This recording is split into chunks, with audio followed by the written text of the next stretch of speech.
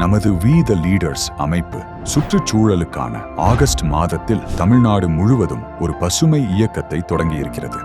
நமது இலக்கு 50 லட்சம் மரக்கன்றுகள். இதன் முதற்கட்டமாக ஆகஸ்ட் மாதம் 20 லட்சம் மரக்கன்றுகள் நட திட்டமிடப்பட்டுள்ளது.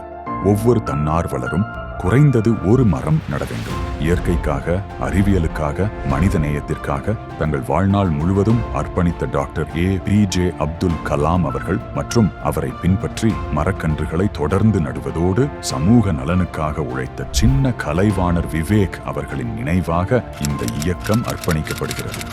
நமது இயக்கத்தின் மூலம் மரக்கன்று நடுதல் என்பது உள்ளூர் இன மரங்களுக்கு முன்னுரிமை அளித்தும் ஒரு நாள் நிகழ்வாக மட்டுமல்லாமல் நீண்டகால பராமரிப்புடன் கூடிய ஒரு நிலையான பொறுப்பாகவும் மேற்கொள்ளப்படும்.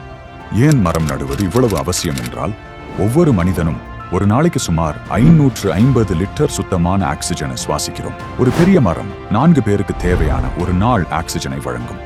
இதுல குறிப்பாக ஆலமரம், வேப்ப மரம், அரச மரம், வெண்மருது மரம் மற்றும் வில்வம் மரம் இவை அதிக அளவு ஆக்சிஜனை வெளியிடக்கூடியவை. நமது நாட்டு இன மரங்கள் நிலத்தடி நீர் மட்டத்தையும் உயர்த்துகின்றன. மரவேர்கள் மண்ணில் உருவாக்கும் வழிகள் மூலம் மழை நீர் மேற்பரப்பில் வீணாக ஓடி போகாமல் ஆழமாக இறங்குகிறது. மரங்களிலிருந்து விழும் இலைகளும் இயற்கை கழிவுகளும் மண்ணின் அமைப்பை மேம்படுத்தி ஈரப்பதத்தை தக்க வைக்கும் திறனை அதிகரிக்கின்றன. மரங்களின் இலைத்தளிர்கள் மழையின் வேகத்தையும் தாக்கத்தையும் குறைத்து மண் இறுக்கமடைவதையும் மண் அரிப்பையும் தடுக்கின்றன. ஒரு மரம் நடுவது அது வெறும் ஒரு செயல் அல்ல. அது காற்றை காப்பது, நீரை காப்பது, மண்ணை காப்பது, நமது தலைமுறையை காப்பது. இணைவோம், நடுவோம், எதிர்காலத்தை காப்போம்.